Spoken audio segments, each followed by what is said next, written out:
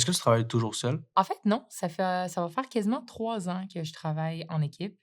Jamais j'aurais pensé avoir une équipe un jour, mais ça l'a comme arrivé d'une façon très naturelle. J'ai eu Ashley qui est venue depuis le départ, fresh out of school, puis on a comme freestyle un peu. J'y avais dit, j'étais honnête avec elle, je «Regarde, j'ai jamais été en équipe, j'ai jamais eu d'équipe, mais elle voulait tellement travailler avec moi, puis je trouvais ça tellement extraordinaire comment elle était motivée, qu'on a essayé de faire fonctionner quelque chose». Puis elle a commencé dans le fond un peu adjointe, tu sais, elle m'aidait avec les documents, tout ça, juste pour comme s'y mettre dedans parce qu'elle venait de sortir de l'école. Puis après ça, mais quand je voyais qu'elle avait de plus en plus d'expérience, là, j'y faisais faire un peu plus mes dossiers et tout ça. Puis ben aujourd'hui, je la vois aller, elle a épanoui comme une fleur, là, c'est extraordinaire. Puis ce qu'il faut comprendre, c'est que Ashley, avant de me connaître, elle travaillait, elle avait un emploi, un salaire. Puis son salaire était à peu près de 45 000. Aujourd'hui, la dernière année qu'elle a travaillé avec moi, avec uniquement les clients que je lui ai référés, elle va faire plus que 100 000 $. Ah, c'est gros. C'est une grosse différence. Honnêtement, en immobilier, tu sais, c'est quand même pas rien. Juste le fait qu'elle est dans les 6 chiffres en ce moment, elle est complètement dans les nuages. Elle n'en revient pas. Donc, je trouve ça extraordinaire qu'elle s'est jointe à moi.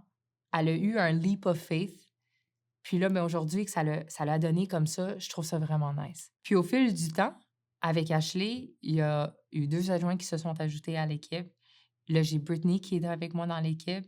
J'ai tout un côté marketing aussi qui m'aide avec tout, en fait. J'ai appris vraiment comment déléguer cette année, puis je me trouve réellement bien entourée. Hier, on a passé une journée ensemble, juste les filles. On préparait justement pour l'Halloween. Puis après ça, ben, en tout cas, on a passé la journée entière. On a eu notre team meeting qu'on a à toutes les semaines. Puis à la fin, quand tout le monde est parti, on s'était écrit dans notre chat. Puis ça paraissait que tout le monde parlait vraiment du cœur. Puis je sais que là, bon, on parle d'affaires, puis c'est supposé être business only, mais my God que c'est le fun quand genuinely, tout le monde s'apprécie.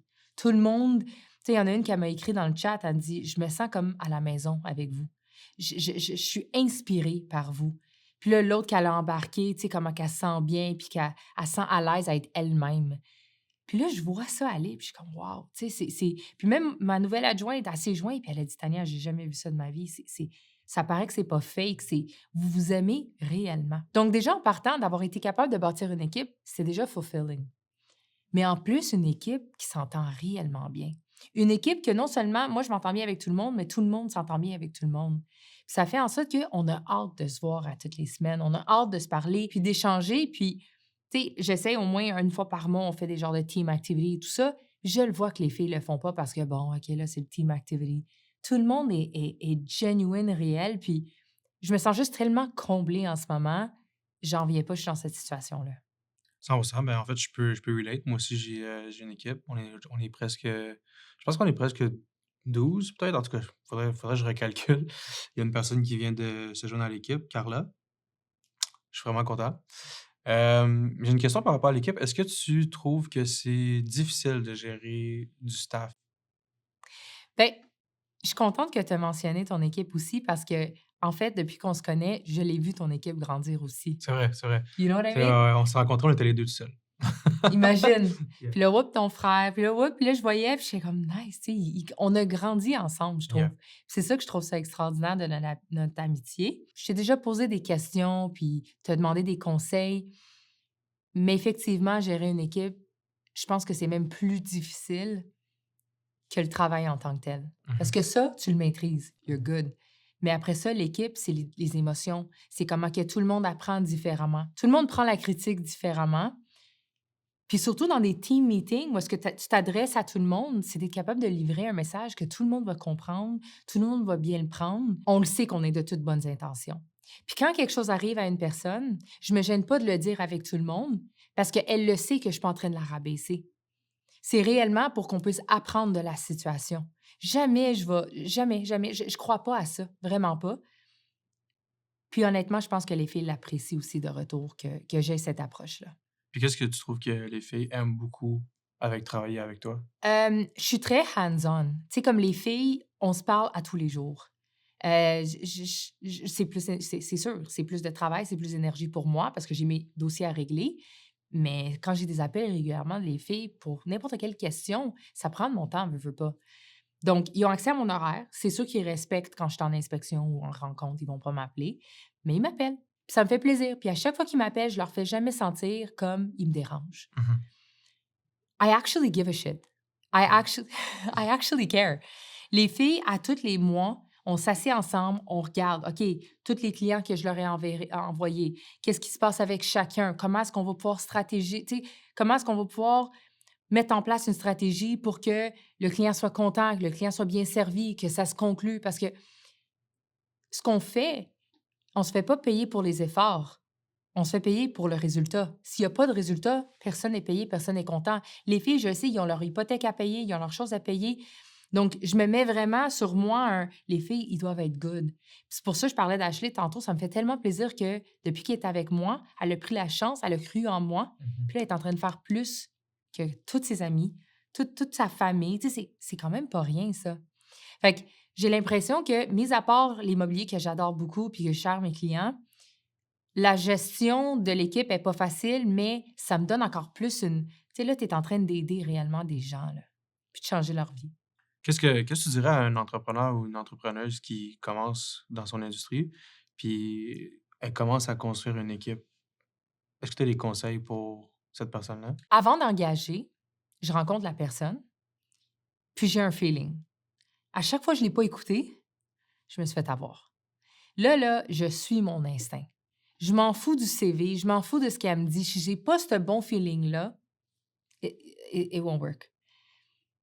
Donc, de suivre ton instinct, puis vraiment aller chercher quelqu'un qui a les mêmes valeurs que toi.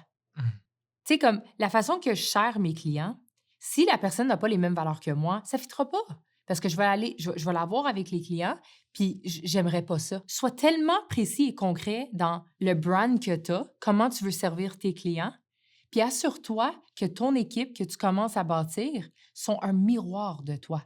La dernière chose que tu veux, puis toi, tu le vis aussi, Mhm. c'est que quand tes clients font affaire avec tout le monde autre que toi, qui ont l'impression qu'ils n'ont pas le même service, c'est bof, tu vas les perdre éventuellement. Yeah. Donc, je te dirais, ouais, ça serait ça le conseil numéro 1 que je donnerais. Tu m'as parlé de valeurs. Est-ce que tu parles aussi de la vision? Est-ce que tu partages la vision, à ton équipe avant de les engager? Absolument. Absolument. Je veux voir où est-ce qu'ils s'enlignent dans... Tu sais, je leur demande, eux, où est-ce qu'eux, ils se voient dans 5-10 ans.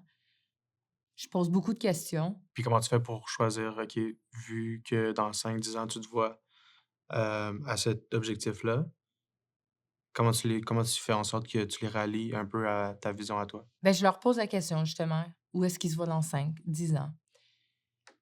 Tant qu'à faire une équipe, moi, quand je fais quelque chose, je le fais good. Je le fais à long terme. Puis les filles de mon équipe, je sais que si la dynamique reste comme ça, tu sais, ils veulent pas juste venir travailler avec moi pendant 6 mois puis ils s'en vont.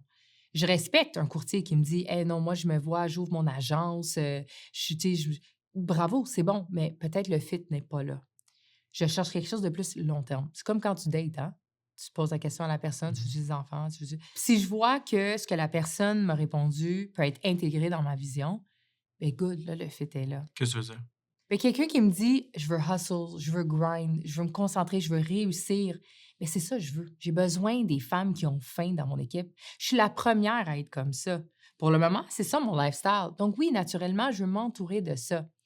C'est sûr qu'aujourd'hui, j'ai la flexibilité quand même d'aller avec quelqu'un qui grind un peu moins, mais qui est prête à quand même faire le travail. Dans un sens qu'elle n'a pas besoin de faire la prospection parce que j'ai assez de leads pour qu'elle soit correcte. Mmh.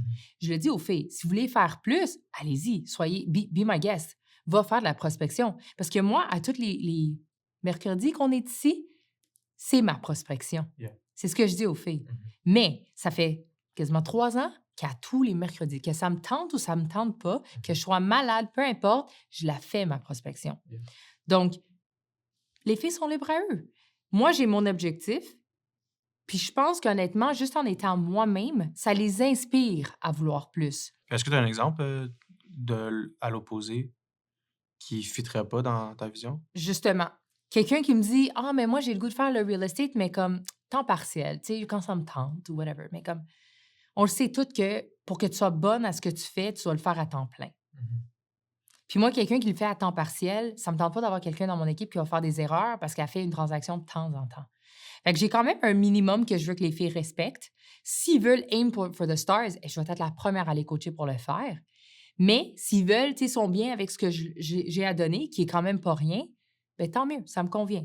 As long as ton énergie est bonne quand on est ensemble. Parce que comme qu'on dit entre guillemets, une pomme pourrie peut pourrir toute l'équipe au complet.